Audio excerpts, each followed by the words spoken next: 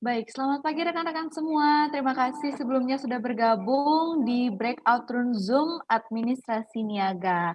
Nah, tadi di sesi pertama kita semua udah ditemenin nih sama MC cantik Kak Indi Riesta. Nah, selanjutnya di sesi kedua akan bersama saya. Perkenalkan saya Turima dari jurusan salah satu mahasiswa di jurusan Administrasi Niaga yang akan menemani kalian semua di sesi kedua ini. Nah, kami mengucapkan terima kasih untuk rekan-rekan yang sudah join di pagi hari ini. Semoga tetap semangat ya, karena ini masih pagi juga. Nah, sambil kita santai-santai nih di talk show pagi ini. Nah, sekarang saya akan memperkenalkan salah satu dosen yang ganteng nih di jurusan Administrasi Niaga. Siapa lagi kalau bukan Pak Iwan. Selamat pagi Pak Iwan. Selamat pagi, Surima. Selamat pagi semuanya. Ya, wah, background-nya sudah mendukung sekali nih, Pak, untuk tema hari ini ya. Wah, sebelum kita lanjut ke materi ini, Pak, izinkan saya untuk membacakan CV dari Bapak Iwan ini. Baik, teman-teman semua bisa dilihat ya. Nah, dosen tampan yang satu ini memiliki nama lengkap Igede Iwan Suryadi SENM. Nah, beliau lahir di Desa Angsri tanggal 5 Maret tahun 1980. Beliau juga menempuh pendidikan S2 Manajemen Keuangan di UAJY, kemudian dosen keuangan dan investasi program studi manajemen bisnis internasional di Politeknik Negeri Bali.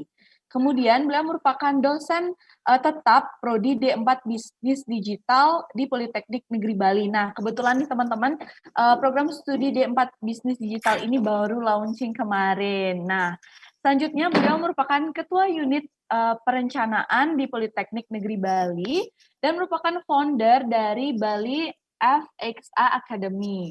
Nah, bisa dilihat ya websitenya teman-teman semua, wah luar biasa sekali. Dan yang terakhir, beliau merupakan mentor dari UMKM Lunas dan Monomenter. Ya, benar. Nah, itu tadi sekilas CV dari Bapak Iwan yang tampan ini. Nah, gimana Pak, sebelum lanjut nih, saya mau tanya dulu dong kabar dari Pak Iwan. Pak Iwan lagi berada di mana nih kalau boleh tahu, Pak? Saya masih berada di atas meja. Jadi hari ini full saya harus ada di online ya, di Iya, Pak. beberapa tempat Zoom meeting. Jadi ya di rumah lah ya, standby sini. Iya. Iya, terlihat sangat fresh sekali nih Pak, pagi ini sudah siap untuk memberikan materi. Karena kebetulan juga nih teman-teman semua, pagi ini materi yang akan dibawakan dan akan kita bahas bersama Pak Iwan itu sangat happening di kalangan digital ini ya Pak, begitu? Iya. Nah, oke langsung aja nih Pak, kita masuk ke materinya. Hari ini kita akan membahas materi tentang prospek investasi keuangan pada generasi digital. Nah, saya sangat tertarik nih Pak dengan topik ini. Gimana kalau kita bahas dulu tentang prospek investasi keuangan? Mungkin teman-teman di sini juga masih awam nih tentang apa sih itu prospek investasi keuangan. Bisa dijelasin ke kita dong Pak, apa itu prospek investasi keuangan? Oke, terima kasih Purima. Jadi sebenarnya langsung saja. Jadi di bagian ini kita bicara tentang bidang yang mungkin tadi bilang happening, gitu ya. Dan satu sisi juga sangat dipikirkan oleh banyak orang sekarang ya di bidang keuangan. Jadi ada dua perspektif. Yang pertama, satu sisi adalah dalam hal pengelolaan keuangan, yang kedua adalah soal investasi. Ini dua hal yang berbeda sebenarnya. Nah, ini keduanya melekat. Untuk pengelolaan keuangan sendiri sebenarnya itu lebih kepada bagaimana kita mengatur uang yang kita miliki, gitu ya. Jadi intinya baik itu bersifat keuangan pribadi maupun perusahaan atau usaha ya, itu di pengelolaan keuangan. Kemudian kalau di investasi tentu kita konsepnya sederhana, yaitu mengembangkan nilai uang kita agar bertumbuh begitu ya. Nah, dalam konteks sekarang digitalisasi dan apa namanya anak-anak muda ya sekarang itu pilihan yang terkait dengan keuangan itu populer.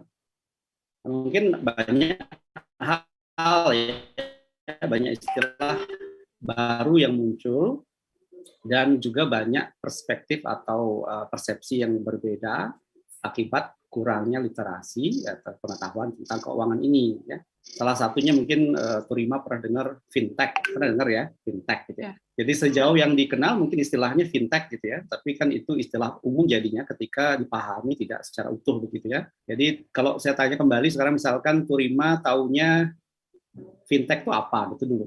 Apa yang kalau dengar kata istilah fintech itu apa yang tersirat di situ di benak itu ya? Mungkin fintech itu sebagai teknologi finansial gitu ya Pak ya? Betul, financial Iya, technology. Apa iya bayangannya? finansial. Bayangan Sebagai saya muda ya? itu seperti uh, hubungan antara bidang teknologi dengan finansial Pak, dengan keuangan. Jadi mungkin semacam alat perantara mungkin Pak ya? Atau Iya, itu bagaimana? umumnya ya, begitu. Jadi yang dipahami Ya. mungkin pernah dengar digital payment ya, seperti macam-macam ya Hmm. digital payment yang kita lakukan OVO misalkan ya, OVO, Iya Pak. e-wallet ya kan? Itu Oh salah ya, satu. itu sering kita gunakan ya Pak ya, bahkan di Betul. kehidupan sekarang, di kehidupan sehari-hari. Iya benar Betul. Pak. Ya, jadi sebenarnya dalam konteks ini satu istilah saja dalam keuangan digital, dalam hal ini financial technology, itu sudah ada yang kita lakukan sehari-hari ya, termasuk dari segi dari bidang pembayaran, payment tadi. Sebenarnya ada tiga sih sebenarnya. Garis besarnya ada dua, yaitu pembayaran, payment untuk fintech ya, dan ada pembiayaan atau pinjam meminjam istilahnya gitu.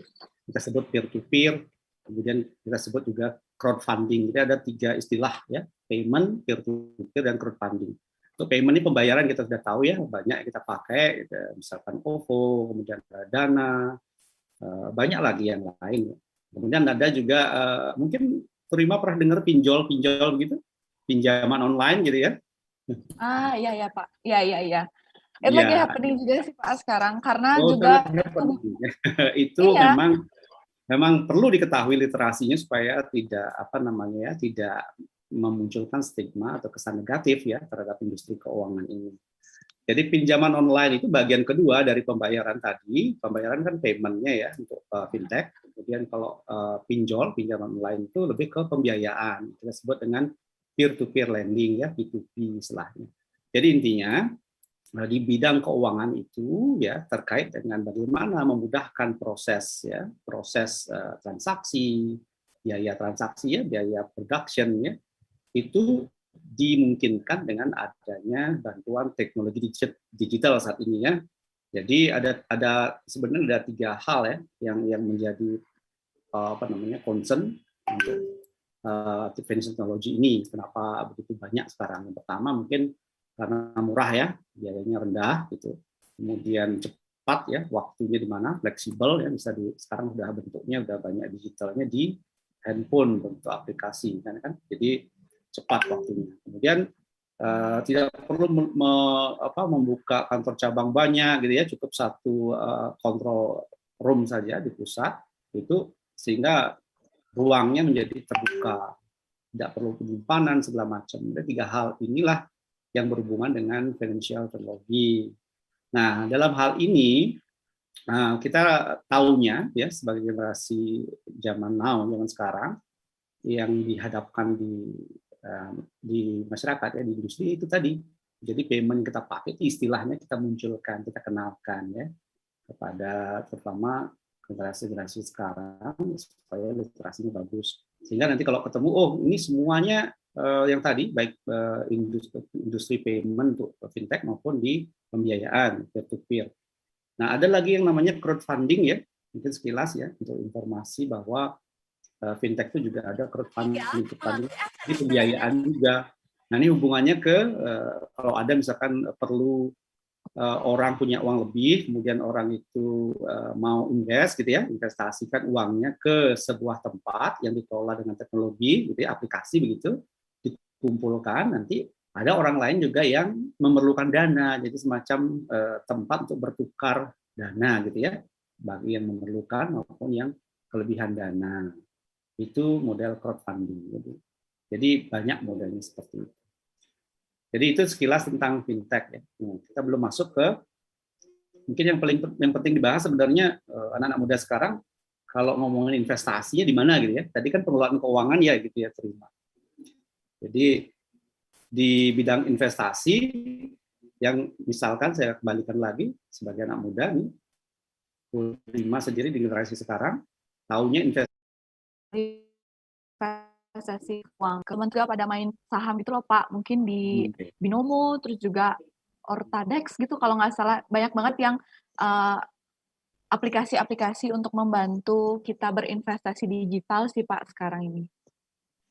Oke, kalau memang itu yang dimaksud ya, ini kembali ke literasi ya. Jadi sebenarnya dalam konsep keuangan digital, jadi ada satu lagi yaitu konsep investasi kan gitu ya. Tadi kan saya bicarakan fintech di pengelolaan keuangan ya. Sekarang bicara di investasi. Nah, sebenarnya digitalisasi investasi di bidang keuangan ini itu sudah cukup lama ya, cuman berkembang sampai saat ini. Sekarang kan kenalnya ya ada cryptocurrency yang tadi dibilang. Ya, ada Bitcoin, ada koin-koin yang lain ya, yang populer sekali karena sangat sangat digital social financial namanya. Jadi ini memang betul-betul hype untuk anak muda sekarang ya. Nah, sekarang tadi juga banyak disebutkan ya seperti Binomo, ya Indodax dan sebagainya itu adalah yang disebutkan tadi ya salah satunya Bitcoin, Ethereum, banyak lagi. Nah, itu kemudian yang lainnya ada di forex market ya untuk perdagangan mata uang gitu ya. Kemudian juga ada di industri berjangka yaitu perdagangan jual beli yang kita sebut dengan futures. Itu adalah semacam produk keuangan yang merupakan derivatif atau turunan dari produk sesungguhnya. Misalnya kita beli minyak nih, beli emas gitu ya. Tapi emasnya bukan emas batangan kayak di Pegadaian atau di ini ya di aneka tambang. Tapi ini berupa produk digital yang berupa kode yang nilainya itu bergerak naik maupun turun sesuai dengan mekanisme pasar. Itu. Jadi intinya, untuk investasi pasar keuangan itu ada dua garis besar ya. Yang pertama adalah saham perusahaan ya, saham lokal kalau di Bursa Efek Indonesia itu kita sebut dengan di pasar modal ya. Jadi kita bisa jual beli di sana saham-saham yang ada di Indonesia, terutama di Bursa Efek Indonesia gitu ya. Kemudian itu namanya investasi di pasar modal. Yang kedua di investasi di pasar uang. Nah, di pasar uang ini hubungannya ke proses jual beli tadi, jadi produk-produk futures maupun di forex market. Jadi pasar foreign exchange atau pasar keuangan. Nah, dalam hal ini seperti yang diperjualbelikan adalah currency, mata uang ya. Jadi beli euro, beli pound sterling, beli sebagainya juga sama. Intinya inilah sebuah perdagangan lain dari modal, ini namanya pasar uang ya, pasar uang. Jadi ya tadi pasar modal di saham, sekarang pasar uang ya. Nah, meskipun untuk yang internasional tidak dikomodir untuk pasar modal ini di Indonesia, produk-produk saham internasional itu belum diakomodir di pasar modal Indonesia. Jadi kalau kita mau beli sahamnya yang anggaplah sahamnya Google, Apple gitu ya, yang internasional gitu ya, itu malah kita belinya di platform pasar uang gitu ya. Jadi sementara karena di pasar uang inilah pasar globalnya. Sedangkan di pasar modal itu terpusat di lokal ya di Indonesia, misalkan di Bursa Efek Indonesia. Nah, itu literasinya. Nanti ini jelas nanti kalau kita apalagi kuliah di sini ya di jurusan administrasi niaga ya di MBI terutama gitu ya. Nanti ada mata kuliah khusus ya untuk ini, untuk perdagangan berjangka dan seterusnya supaya literasinya bagus ya. Kemudian yang ketiga yang sekarang lagi hype adalah pasar kripto, cryptocurrency ya, yaitu bagaimana teknologi fintech yang dikembangkan yang kita sebut dengan blockchain teknologi. Nah, tadi pernah dengar ya, blockchain teknologi, dan ini perlu pemahaman khusus karena agak berbeda karakteristiknya dengan tadi ya, pasar modal dengan pasar uang tadi. Kenapa? Karena produk yang dibuat adalah produk baru, Jadi generasinya Turima dan kawan-kawan di sini yang milenial ya, bukan milenial ya, generasi Z lah ya, yang anak-anak muda yang sangat dari kecil sudah pegang gadget gitu ya, gawai. Ini sudah produknya aman gitu ya, artinya percaya penuh gitu ya, karena dibuat pada awal-awal ini, baru saja dibuat dengan kombinasi apa namanya program tertentu, kode algoritma dalam teknologi blockchain. Nah, muncullah produk-produk itu, salah satunya lah cryptocurrency, yaitu tadi ya disebut ada Bitcoin gitu ya, nama-namanya, ada Dogecoin, ada Ethereum, banyak ya. Nah, penyedianya itu banyak, jadi kita penyedia atau agen ini setiap pasar, kripto, pasar uang, pasar modal, itu punya agen, kita sebut dengan broker gitu ya, kita sebut dengan pialang, kalau di saham kita sebut pialang saham gitu ya, kalau di pasar uang kita sebut pialang berjangka gitu ya, istilah Indonesianya. Kalau istilah asingnya ya tetap broker gitu ya. Jadi stock broker untuk saham, kemudian financial broker atau futures untuk yang berjangka, kemudian yang kripto itu juga ada, makanya beda-beda tadi. Tadi disebut ada binomo, itu lain lagi. Itu turunan dari produk di forex market namanya binary option ya. Nanti ada turunnya itu sudah hype sekali juga sekarang. Kenapa? Tadi faktor tadi saya sebutkan di fintech di awal bahwa ini memudahkan ya, memudahkan transaksi karena ada di genggaman dengan bantuan aplikasi ya yang sangat dekat dengan kita, sangat mudah digunakan, terhubung ke pasar global. Kemudian produknya harga-harga terjangkau. Jadi harga-harga produknya terjangkau. Kemudian dengan fasilitas payment-nya sudah terintegrasi dengan pembayaran ya, baik itu rekening bank maupun yang lain, sehingga semuanya in one hand gitu ya, terhubung semua. Itu menyebabkan kita menjadi menyukai hal-hal begini. Nah, terkait mekanisme investasinya seperti apa, nah itu perlu literasi, jadi perlu belajar ya, yang mana sih, gimana caranya, misalkan tadi kita sebut istilahnya trading ya, trading itu istilah sekarang untuk yang 3 pasar tadi. Jadi itu secara umum bagaimana kita berusaha mencoba kira-kira mengenalkan pasar digital terutama di bidang keuangan yang berhubungan dengan tadi ya, pasar keuangan global dan pasar keuangan di stock market, di financial market maupun di kripto. Barangkali Prima mau info yang mana lagi yang kita bisa bahas ya, yang spesifik ya, mungkin teman-teman yang di generasinya rumah ini lebih udah biasa ya ikut gitu ya. Ya. Ya Pak. Nah, terima kasih nih sebelumnya Pak, karena kita udah dijelasin nih tadi 3 pasar yang digital ya gitu Pak, berbau digital itu ada di investasi di modal, kemudian itu di mata uang, dan yang terakhir itu ada di cryptocurrency tadi. Nah, kita tertarik nih Pak sama yang bahas mungkin ke era sekarang nih Pak, karena kita kan anak muda ini perlu banget informasi mengenai itu. Nah, sebenarnya cryptocurrency ini apakah itu kan kita nggak tahu nih Pak, bentuknya itu semacam mata uang kah, benda kah, atau seperti apa. Nah, akan nggak sih Pak kalau misalkan cryptocurrency ini dijadikan sebagai mata uang tetap atau mungkin sebagai alat transaksi untuk kita di masa depan. Ada nggak sih Pak kemungkinan ke arah sana? Oke, ini terkait kripto ya. Nah, kripto ini karena pas hal Ya, apa Pak. namanya produk baru ya, produk baru, teknologinya blockchain. Ini kan sebenarnya teknologi yang bukan ini ya, berbeda 180 derajat berbeda ya teknologi konvensional, teknologi sebelumnya. Ini semacam kita mengalami namanya disrupsi teknologi ya untuk di keuangan terutama. Nah, ini kan terkait dengan pencatatan akuntansi sih sebenarnya. Jadi kayak debit dan kredit gitu ya. Itu sebenarnya awalnya. Cuma teknologi keuangan sebelumnya kan kalau kita pencatatan transaksi itu ada yang ngelola ya. Kalau kita misalkan ada banknya kan, ada Bank Indonesia terlibat di sana, ada bank-bank lain, hubungan dengan keuangan dan transaksi kan tercatat terpusat gitu ya. Transaksi pun kalau ada diawasi oleh atau diketahui oleh pihak bank misalkan, ada pihak lain yang mengetahui ya, itu konsep transaksinya. Sedangkan kalau di blockchain teknologi ini agak berbeda, jadi dia semacam apa namanya transaksi terbuka, kepercayaan yang bersifat desentralisasi setelahnya. Jadi dibentuk sebuah transaksi mekanismenya itu internal gitu ya, tidak ada pusatnya gitu ya, semua perannya sama. Ini konsepnya agak berbeda. Nah, ini artinya bahwa produk yang ada ini betul-betul baru, tidak nyambung ya, mungkinnya belum nyambung ya. Sekarang lagi proses ya, dalam proses menyambungkan dengan produk yang lama.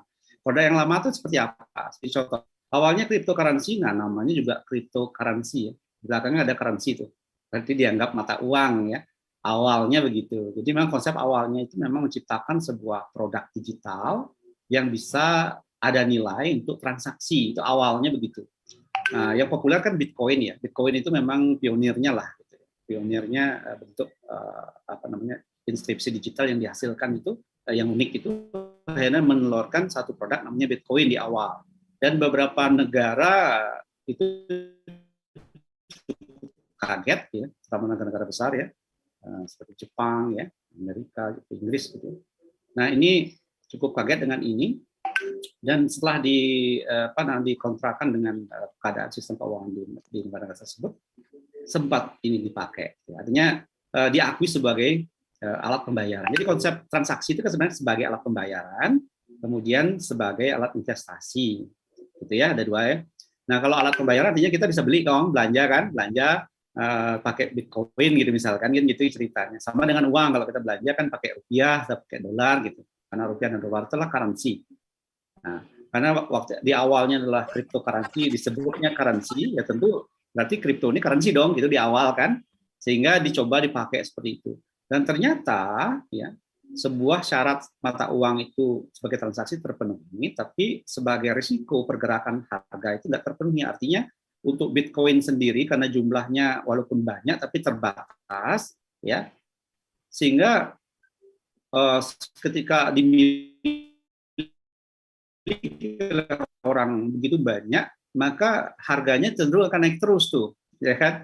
Beda dengan uang kan, jadi kurs kita tuh kan nggak mungkin naik turunnya jauh-jauh ya kan? Susah nanti transaksinya. Sekarang mau beli handphone 1 juta, besok udah 2 juta harga handphone, kan repot nanti. Gitu. Jadi kayak gitu. Jadi itu kalau fluktuasinya tinggi nilainya kripto ini, akhirnya terjadi masalah di beberapa negara. Ya.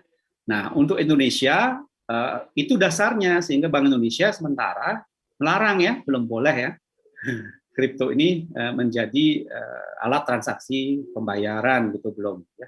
Dan malah dianggap bukan currency, yang dianggap adalah sebagai aset digital. Jadi sebagai aset digital artinya sebagai media atau produk untuk investasi yang sama persis dengan produk digital lainnya di pasar berjangka, seperti emas tadi, emas digital gitu ya, seperti perak, kemudian harga minyak dunia, minyak mentah dunia kan ada yang versi digitalnya juga di futures market.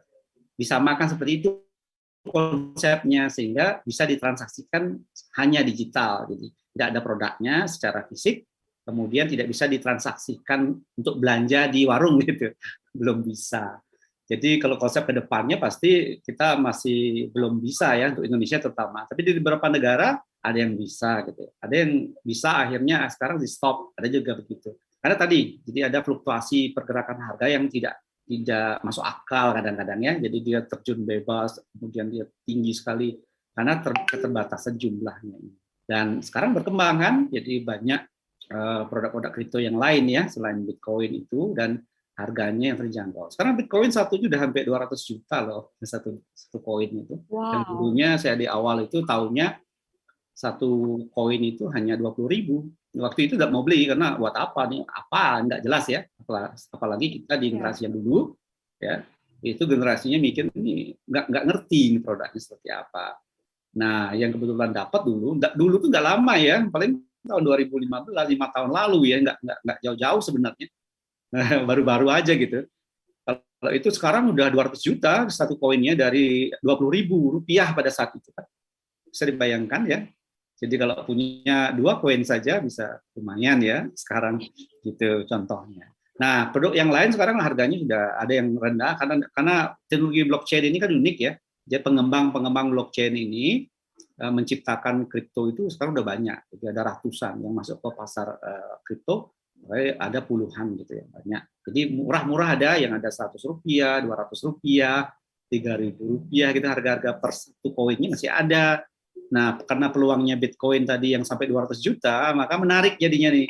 Yang kecil-kecil ini nilainya, siapa tahu nanti yang kecil ini ditahan ya 2 tahun lagi, karena percepatan di digitalisasi kan tinggi ya. Bisa setahun itu sama dengan 15 tahun di zaman dulu gitu. Pegang uang zaman dulu 1 tahun itu paling cuma 5% naiknya gitu kan, atau maksimal di 10% gitu ya, dikit kali naiknya uang. Sekarang 3 bulan bisa 200% gitu kan di kripto. Jadi kayak wah gitu ya. Nah, dana-dana kecil ini. Itu Prima, jadi sekilas tentang kripto dan kira prospeknya seperti apa ke depannya untuk kategori tadi pembayaran terutamanya untuk uang. Ya. Wah, Pak, menarik sekali nih, Pak. Cryptocurrency ya, kalau kita ingat lagi itu tidak ada wujudnya, tapi dianggap mata uang, tidak ada bentuknya, tapi harganya luar biasa bisa meningkat. Mungkin selang waktunya 5 tahun ya Pak, dari 2015 ke udah 6 tahunan dan bisa naik sedrastis itu, luar biasa sekali Pak. Iya, Nah, betul. tadi kita membahas tentang kripto, terus juga harganya berapa, terus peningkatannya seperti apa, bisa turun drastis ataupun naik drastis. Nah, untuk kita nih Pak, kaum-kaum muda dan milenial yang mungkin tertarik dengan hal ini atau bahkan sudah memiliki atau sudah invest di bidang tersebut, nah atau mungkin ada yang udah dan ada yang belum nih Pak. Nah, yang Tri mau tanya ini sekarang untuk yang belum atau yang masih tertarik dan ingin mencoba, apa aja sih risiko dari hal tersebut Pak, risiko misalkan kita ingin berinvestasi di bidang itu, di bidang digital, risiko-risiko apa aja sih yang bakal kita hadapin, terus juga gimana sih cara kita untuk apa aja yang perlu diperhatikan tentang hal tersebut, mungkin ada pelajarannya atau bukan pelajaran sih maksud saya Pak, maksudnya hal-hal yang perlu diperhatikan sebelum kita ingin berinvestasi di digital tersebut, dan risiko apa aja yang bakal kita hadapi jika kita berani untuk berinvestasi di bidang digital tersebut, Pak. Oke, benar ya. Jadi sebenarnya kalau kita bicara investasi ya, apapun ya, baik itu digital, non-digital, yang pertama yang kita perhatikan adalah risiko. Nah, risiko itu selalu ada. Nah, masalahnya bagaimana orang-orang ini mampu mengelola risiko. Ya. Sebenarnya di awal memang kembali ke orangnya juga. Ya, ada 2 tipe orang kan ya, ada risk averse atau orang yang menghindari risiko gitu ya. Ada yang memang senang risiko ya, risk taker-nya ini banyak nih. Anak-anak muda sekarang kayaknya memang risk taker semua ini. Jadi main ambil-ambil aja gitu kan, belum baru tahu aja udah coba-coba gitu ya.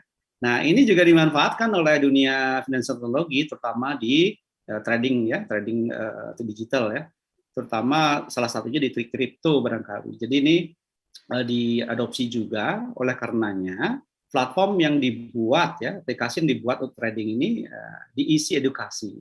Itu yang pertama. Jadi selalu platform ini atau penyedia platformnya biasanya yang menyediakan ini langsung embed atau apa ya, melekat pada brokernya. Nah, seperti tadi di kripto misalkan saya cukup misalkan ada 2 yang terkenal sekarang, mungkin ada Toko Kripto, ada Indodax ya. Itu brokernya untuk yang kripto ya, mungkin anak sekarang tahu lah ya. Nah, itu mereka menyediakan platform dan edukasi kan gitu ya. Nah, kemudian dengan begitu harapannya memudahkan untuk generasi sekarang mengakses dengan cepat dan tahu apa gitu ya. Maunya begitu, edukasi terutama memencet, kemudian menggunakan aplikasi sangat mudah gitu ya, menyesuaikan dengan zaman sekarang. Nah, cuman ada kelemahannya juga. Jadi kadang-kadang kalau kita lihat cara memakainya, disiapkan misalkan akun ya, akun demo ya, demo akun untuk belajar gitu ya. Oh ini loh, sebelum masuk ke real trade-nya, kita coba dulu demonya misalkan gitu ya, belajar di demo, bisa nggak sebenarnya kita paham cara menganalisa ya produk-produk digital ini terutama kripto barangkali gitu ya. Itu disiapkan sebenarnya. Nah kalau anak-anak muda sekarang kadang-kadang nggak mau itu pakai, langsung aja Pak gitu kan, langsung aja hajar gitu, gunakan yang real account dengan uang yang benar-benar. Kan uangnya juga nggak banyak Pak, gitu. Kenapa? Karena nilai yang minimalnya ada, karena nilai produknya juga kecil-kecil gitu. Jadi kenapa harus kayak demo gitu ya? Itu tetap aja terjadi. Karena sebenarnya itu tujuannya kan meminimalkan risiko tadi. Jadi risikonya adalah kehilangan uang yang terbesar ya.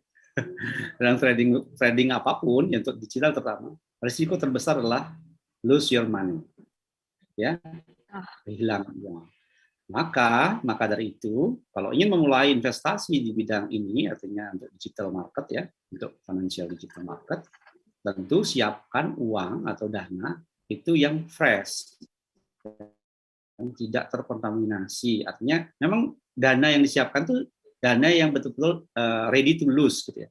Jadi bukan dana yang hasil pinjaman di teman atau pinjam di orang tua gitu ya, atau pinjam di tetangga atau pinjam di tadi kan dari hartanya bisa naik-naiknya lumayan, investasi bisa ratusan. Hanya perlu belajar lebih ekstra. Sehingga peluang kehilangan uang itu tinggi sebenarnya, itu risikonya. Sehingga kalau misalkan uang itu betul-betul bukan milik kita, dalam pengertian betul-betul milik kita, bukan hasil pinjaman, bukan ada kewajiban lain, hilang misalkan risiko terberatnya. Apa yang dipikirkan kan rasanya agak sedikit ya, psikologisnya bagus gitu ya. Jadi kayak, oh itu rela untuk nanti akan risiko terbesarnya hilang, ya nggak masalah kehilangan uang. Nah, jadi konsep investasi sesungguhnya adalah ada jargonnya nih. Jadi jargonnya high gain, high risk.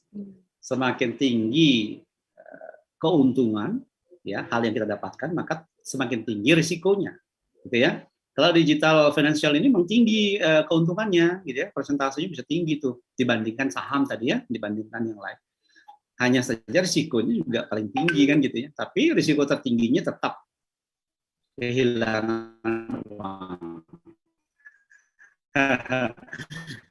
Nah, maka dari itu risiko yang pertama adalah memastikan uangnya aman dulu, memulai dari akun-akun yang kecil dulu ya, untuk sambil belajar, karena meskipun disiapkan akun demo untuk tidak menggunakan uang, kita menggunakan uang virtual biasanya, jadi uang bohongan gitu ya, untuk bisa kita belajar pasarnya kayak apa sih gitu. Analisanya sama, masuk pasarnya sama, marketnya sama kondisinya, cuma uangnya nggak benar gitu ya, bohongan gitu ya, hanya untuk dummy. Itu untuk latihan sebenarnya supaya kita terbiasa. Nah, ketika sudah biasa, itu biasanya maksimal di 3 bulan lah ya, untuk melakukan itu. Nanti setelah itu baru invest pertama aku mulai dari uang berapa, 1 juta misalkan, udah berani gitu loh, daripada di awal masuk 200.000, besok habis, besok nambah lagi 200.000, besok habis gitu, habis terus kan gitu ya. Jadi belajarnya bukan begitu caranya. Jadi cara belajarnya amankan dulu literasinya, siapkan uangnya yang aman, yang secara psikologis tidak akan menimbulkan masalah. Saya kira itu saja yang poin pentingnya ya untuk anak-anak sekarang. Sedikit nimbrung nih, Terima.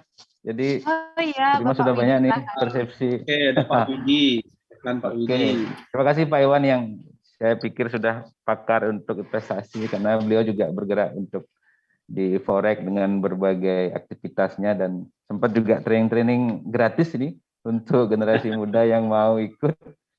Jadi paling tidak mengedukasi arah bagaimana investasi ke depan itu, ya bicaranya adalah investasi ala generasi milenial.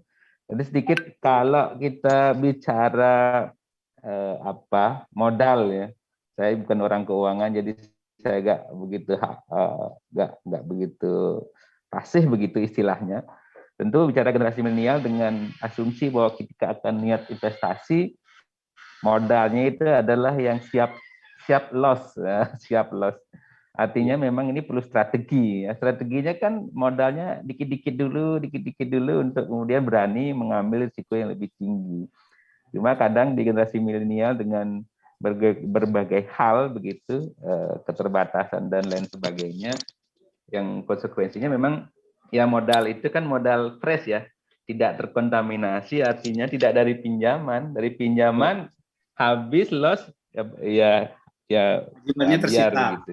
Nah, ya ada beberapa referensi ketika investasi keuangan ini dengan kategori slot-slot yang istilahnya slot ya, mungkin yang paling rendah sampai kecil tuh ada kategori enggak di dalam investasi keuangan. Nilai-nilai itu yang sepanjang ini ya. Dalam konteks tadi ada 3 jenis pasar tadi ya. Terakhir kan pasar kripto nih. Sebenarnya itu nggak ada. Jadi semacam kita punya akun ya. Akun ini bisa diisi berapapun. Tapi bukan berarti semua kayak dompet ya, seperti OVO gitu ya. Jadi kayak dompet kita bisa isi akun itu sebanyak-banyaknya uang gitu ya. Nah, yang kamu tradingkan atau transaksikan kan tidak semua. Gitu. Oke. Semacam kripto ini contohnya tadi ada saya bilang satu produk kripto itu misalkan apa? Dogecoin misalkan harganya sekarang Rp3.000 misalnya. Oke. Beli 2 Doge itu kan cuma berapa kan?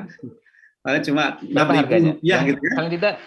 Paling tidak kan mengedukasi generasi milenial nih yang punya uang sedikit. Mau investasi kan apa nih ketika berpikir investasi kan nilainya banyak gitu. Jadi dari kita punya misalkan di wallet kita, di akun kita punya uang 200.000 gitu ya. 200.000 kita masukkan uang situ dari bank. Kemudian uang itu kita investkan sekarang. Apakah semuanya? Kan itu pertanyaannya tidak tentunya. Nah, di situ ada proses jual beli kan gitu ya. Dogecoin harganya 3.800 gitu ya. Kita beli berapa? Beli 10 kan cuma 38.000 gitu ya. Beli 10. Kita beli 10 nih, beli 10 ya 200.000 kita dipotong 38.000 seperti belanja biasa ya. Nah, tunggu ya 38.000 itu terpotong yang 200.000, 200.000-nya sisa saldonya masih di akun, enggak akan kemana-mana sampai karena nggak kita gunakan gitu. Jadi stay di situ. Yang bergerak adalah yang kita beli tadi 38.000, 2 koin, Doge. Kemudian misalkan kita tunggu tuh, misalkan naik nih 200%, tiba-tiba besok naik 200%, 6.000 itu 38.000 itu kan menjadi 76.000 kan gitu ya, dua hari nih. Itu bisa kita jual gitu ya. Jualnya ya senilai itu kembali ke akun kita. Jadi akun kita yang 200.000 dipotong 38, sekarang nambah lagi 38.000 ya. Jadi kayak dapat untungnya di situ. Jadi untungnya itu bertambah di saldo nanti. Itu contoh sederhana. Oke, ini juga paling tidak kan pemahaman lebih bagaimana nanti generasi milenial kalau mau ya tentu juga dengan beberapa spekulasi mau berinvestasi gaya ini kan sangat custom ya. Jadi sangat menyesuaikan dengan kantong ya terutama tadi istilahnya. Karena logikanya kan investasi itu bicaranya harus cukup modal dengan slot target berapa nilainya dan lain sebagainya. Sekarang kan view-nya begini sehingga sangat memudahkan. Kemudian trik-triknya ketika ini kan bicara tadi mungkin saya kelewatkan ketika memilih tempat atau produk atau apa ya yang boleh dibilang menjadi barang untuk bisa investasi misalnya perusahaan dan lain sebagainya. Ada nggak trik tipsnya memilih di mana kita harus berani berinvestasi? Iya, jadi kalau bukan strategi ya, jadi teknis untuk trading sendiri, makanya dari awal tadi, yang paling penting kan literasinya. Jadi sebelum masuk tadi kita perlu belajar. Nah, belajar bagaimana caranya, kan gitu ya, bagaimana caranya. Sebenarnya tadi disiapkan oleh tadi saya bilang brokernya, kalau misalkan kripto ada Indodax, ada toko kripto gitu ya, salah satu contoh. Jadi itu bisa membantu, ada caranya bagaimana, ada analisanya semacam itu ya, dibantu analisanya, caranya menganalisa bagaimana setiap koin-koin itu misalkan di kripto itu perlu waktu. Jadi lama-lama kan tahu, oh ini aku cocoknya di koin yang ini nih. Nah koin ini kita amati, analisa dengan tools yang disiapkan, gitu. Kita punya toolsnya untuk menganalisa itu. Kita bisa tahu nih kapan saatnya kita beli misalkan di harga berapa. Itu secara teknisnya seperti itu. Tapi untuk bisa tahu itu tentu perlu training dulu, artinya perlu kenal dulu. Boleh gitu. Rekomendasi training mana nih? Ini kan arahnya biasanya pelatihan gitu ya.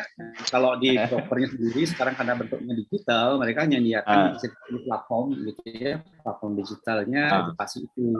Nah, ini bisanya dibantu dengan hal-hal lain di luar ya, bentuknya pelatihan khusus ya. Kali enggak gitu ya, jadi masuk aja nyelonong. Karena memang latar belakangnya juga kan bukan juga dari orang manajemen keuangan ya. Malah ya, ada betul. latihan itu maksudnya dari aplikasi maupun dari langsung itu harus diberikan dulu. Mentor dulu gitulah, mentoring dulu. Jadi kasih tahu gini caranya sehingga mereka baru masukkan uang gitu ya. Jadi itu yang benar sebenarnya. Ya, jadi bukan langsung terjun aja gitu. Oke.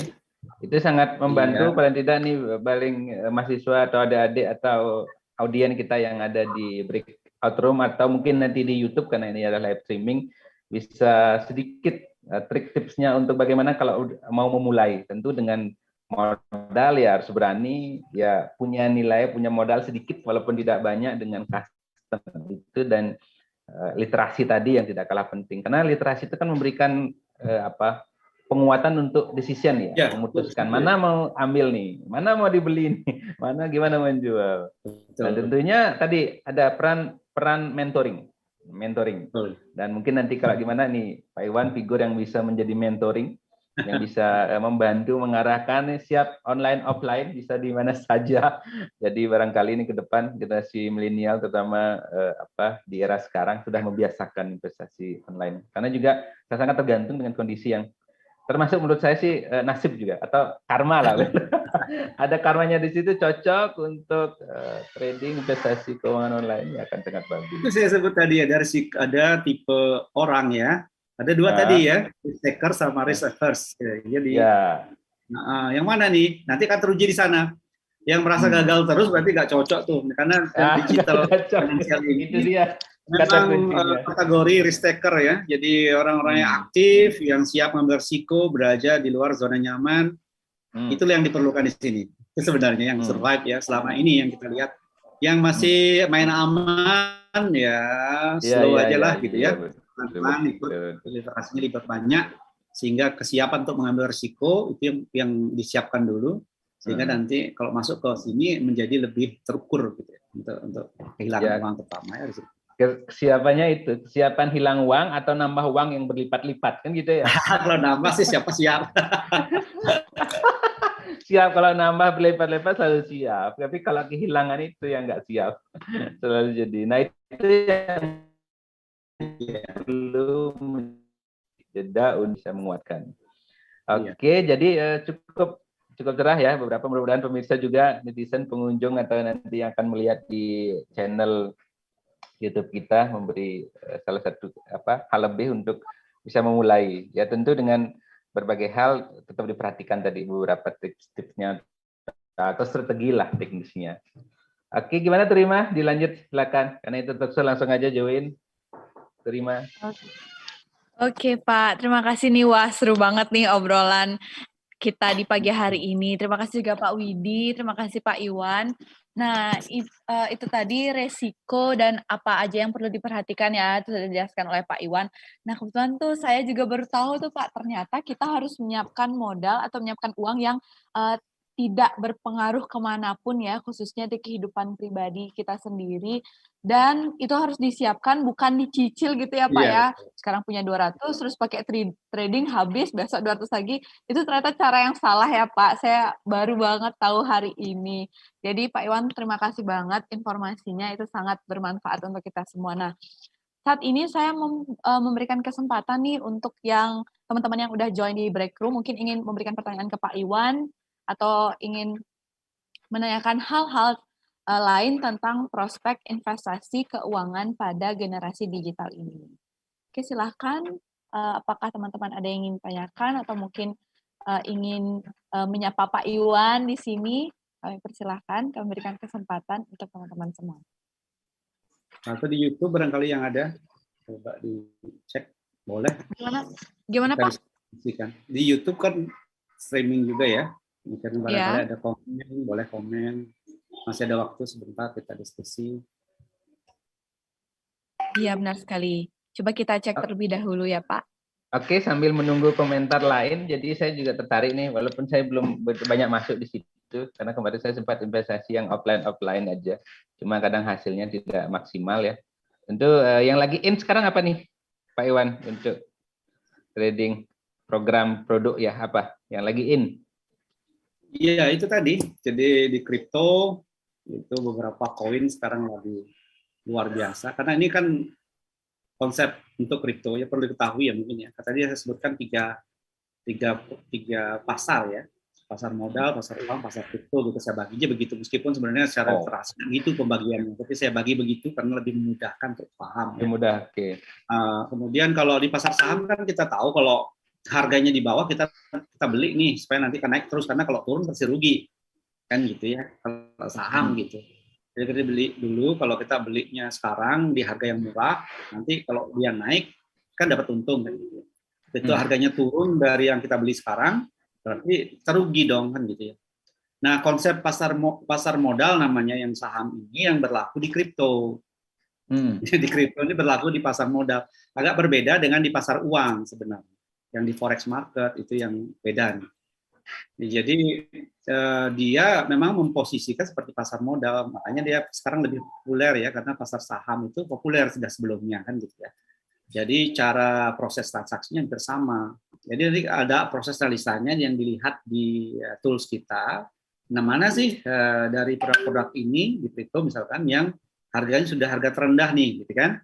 Yang sudah ada support istilahnya, ya, support untuk akan dia melompat ke atas gitu ya. Yang akan naik harganya. Ceritanya kan kita memprediksi nih harganya sekarang ini udah rendah belum untuk nanti akan naik besok atau sebentar lagi atau ke depannya kan itu, karena kita harus beli di harga rendah. Maka yang dicari-carilah produk yang harganya udah murah gitu ya, udah rendah gitu. Untuk nanti peluangnya naik. Itu konsepnya di kripto. Jadi ini banyak sekali sekarang. Jadi udah banyak ini udah mulai produk di di pasar kripto yang sudah harganya terendah gitu ya, ada harga rendah gitu. Nanti tinggal dipilih saja sesuai dengan kantongnya. Nah, itu kok masalah investasi kan bukan masalah mana yang berpeluang nih. Kalau berpeluangnya ada 15 begitu, kemudian di antara 15 itu nilai totalnya itu terlalu banyak, maka kita pilih 1-2 yang sesuai dengan kantong kita gitu kan. Kan itu konsepnya. Jadi kita nggak harus banyak-banyak juga milihnya. Bisa 1, bisa 2 gitu kan, nggak harus 5, nggak harus 10 gitu ya. Nah, meskipun next levelnya untuk investasi, karena produknya ini jumlah nilainya ada yang kecil-kecil, yang Rp150 per satu koin, misalkan di kripto, ada yang Rp300, gitu ya, kecil-kecil ya. Itu sebenarnya kita bisa beli maksimal di satu koin itu dengan jumlahnya misalkan 10 atau 50 koin gitu, bisa gitu, untuk single di satu koin, atau konsepnya adalah portofolio istilah kita, yaitu diversifikasi ya, portofolio. Jadi beli banyak koin, masing-masing 5 gitu ya. Misalkan 50 koin, 5 masing-masing berarti ada mungkin 10 atau 10 koin yang kita beli ya. Portofolio produk kita ada 10 nih. Boleh begitu caranya kalau kita menemukan peluang ya terendah harganya di 10 koin itu gitu. Jadi ini strategi sendiri. Jadi masing-masing trader kita sebut ya, orang yang invest di sini di kripto mempunyai strategi masing-masing ya. Intinya adalah nanti bisa melipat gandakan itu tadi hasil investasi yang di koin itu. Jadi gitu. Jadi nggak ada kita sebut yang mana nih bagus, yang mana enggak. Ini semuanya bagus gitu ya. Dalam konteks analisa di tools yang kita punya, tinggal dipilih aja kemampuan kita berinvestasi. Ya. Kemampuan itu ya dihubungkan dengan risiko tadi. Karena apa? Karena risiko ketika kita misalkan menggunakan, tadi saya sebutkan contoh, kita punya uang akunnya 200.000, kita gunakan ini misalkan 100.000, maka 100.000 ini kita investasikan ke berapa koin dan siap hilang, gitu. Siap hilang yang 100.000 ini, itu risiko tertingginya. Nah, tentu siap hilang ini dalam pengertian juga bahwa yang kita investkan itu produknya ada persentase profit atau keuntungannya tinggi, lebih dari 70% lah. Ini pasti kan untung naik nih, benar. Meskipun risiko yang 100.000 tadi itu hanya 30%-nya aja kehilangan uangnya risikonya. Karena kita udah analisis sebelumnya dengan alatnya. Ada alat teknis ya, indikator-indikator teknis untuk bisa melihat ini harganya kemurahan nggak, ini kapan saatnya beli, di angka berapa, itu ada. Jadi tinggal nanti dicoba, dibelajar di situ secara teknis. Mungkin itu ya secara ini saya bisa infokan karena ini kan sifatnya. Jadi itu sudah ya sharing session yang luar biasa dari Pak Ewan. Terakhir nih kita waktu juga karena terbatas ya. Jadi closing statement beberapa kata saja untuk generasi milenial yang akan memulai atau mencoba lah hal investasi ini apa? Closing statement-nya. Dua kalimat saja deh. Oke, 2 kalimat saja. Kalau mau investasi di zaman sekarang atau digital, terutama kripto, gitu, yang langkah yang pertama yang dilakukan adalah harus mencoba aplikasinya dulu ya. Download aplikasi di Play Store, kemudian pastikan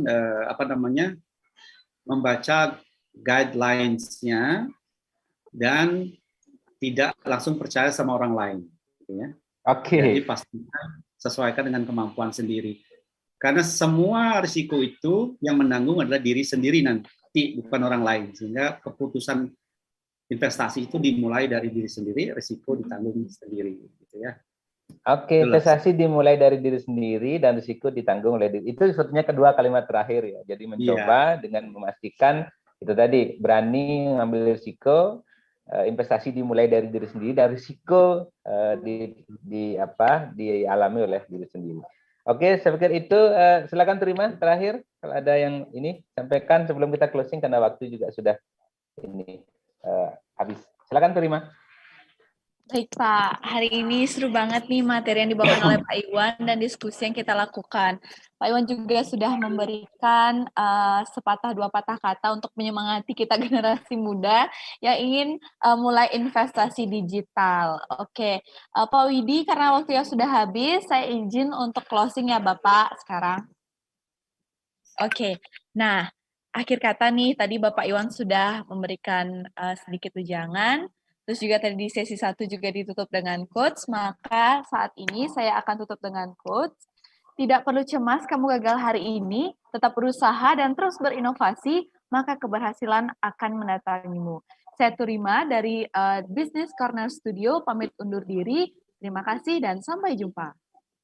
Oke, terima kasih. Terima kasih Pak Iwan. Terima kasih Pak Iwan. Terima kasih Bapak. Selamat